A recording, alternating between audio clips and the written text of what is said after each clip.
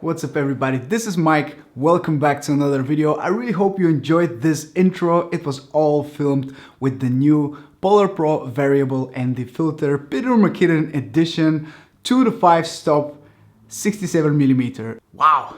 I cannot believe I managed to say everything. I've been using PolarPro filters on basically all of my drones. The DJI Spark, the DJI Mavic Air, the DJI Mavic 2 Pro.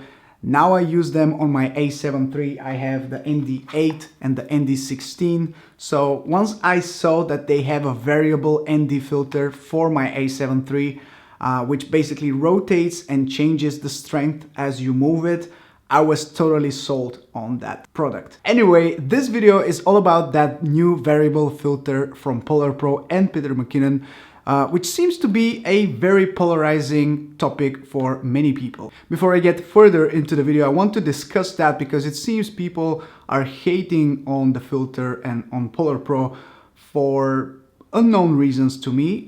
It seems that people think the filter is too expensive, which, don't get me wrong, it is.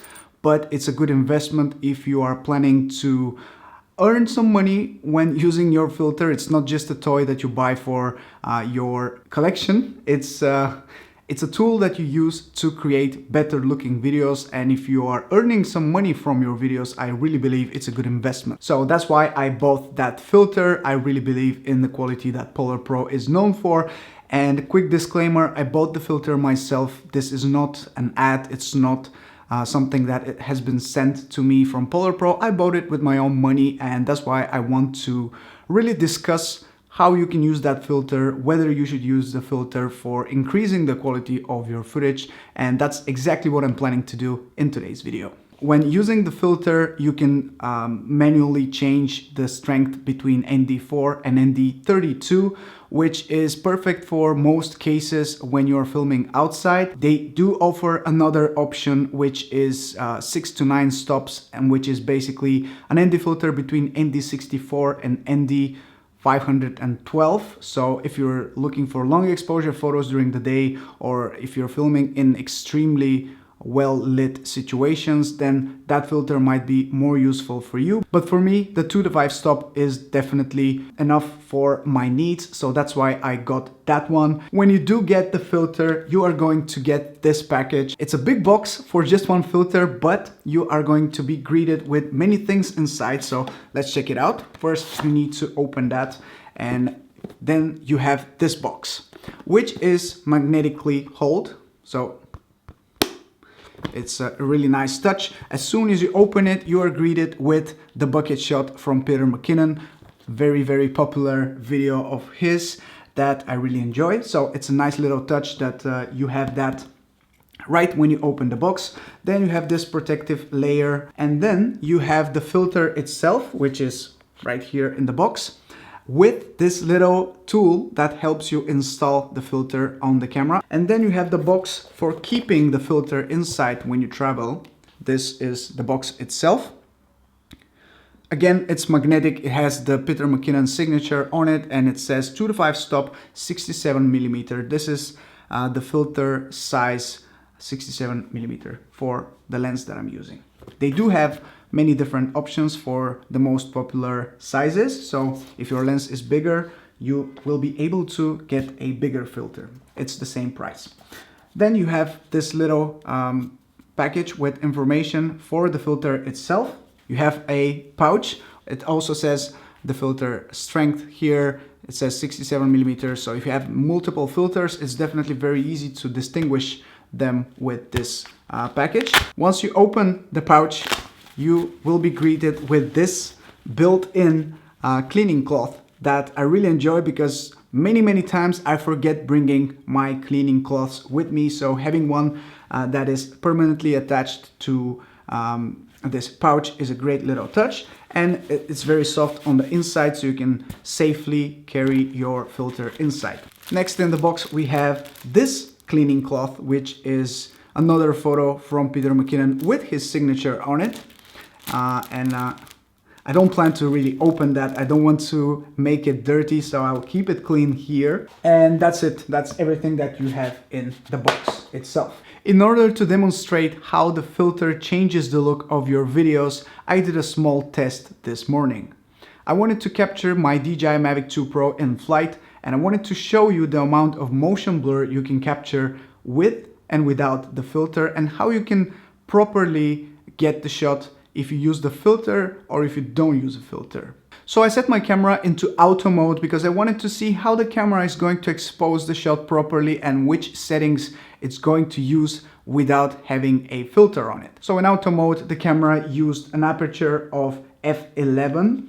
The shutter speed was set to 200 and the ISO was set to 100. So not bad, but using an aperture of 11 means that pretty much everything is in focus, so no blurry background, everything looks pretty normal, but you don't really get an artistic look in your shot.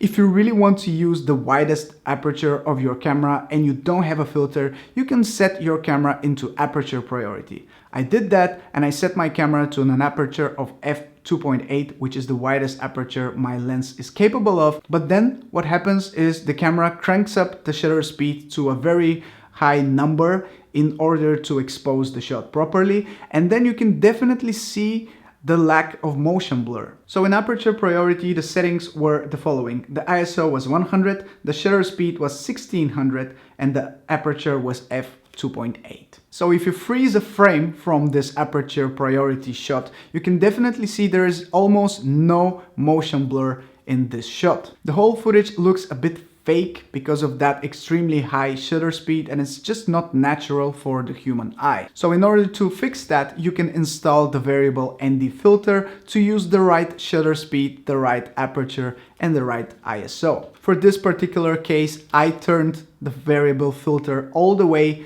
until the darkest part of the filter. So I basically used an ND32, and I was able to set my aperture to f2.8.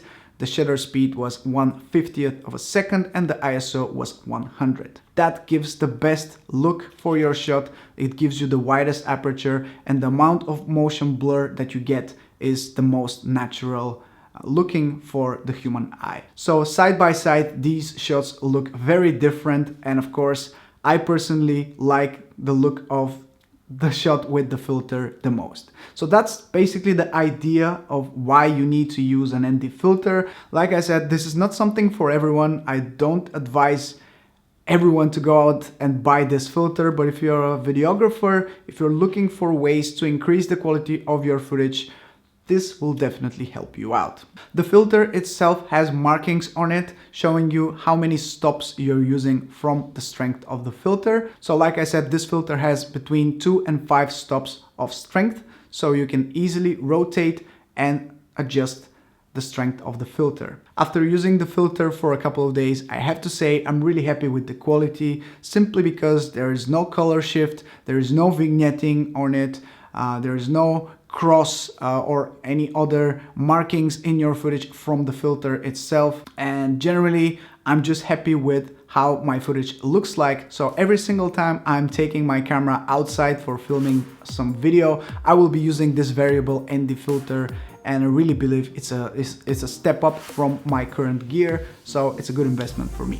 With that being said, guys, I hope you enjoyed this video, and I really hope you like the look of this video and the look that this variable filter gives to my footage, because I'll be using it every single time from now on. Anyway, don't forget to subscribe and ask your questions if you have any of those in the comment section below. This is Mike from Drone Supremacy. I'll catch you in my next video very, very soon. Ciao.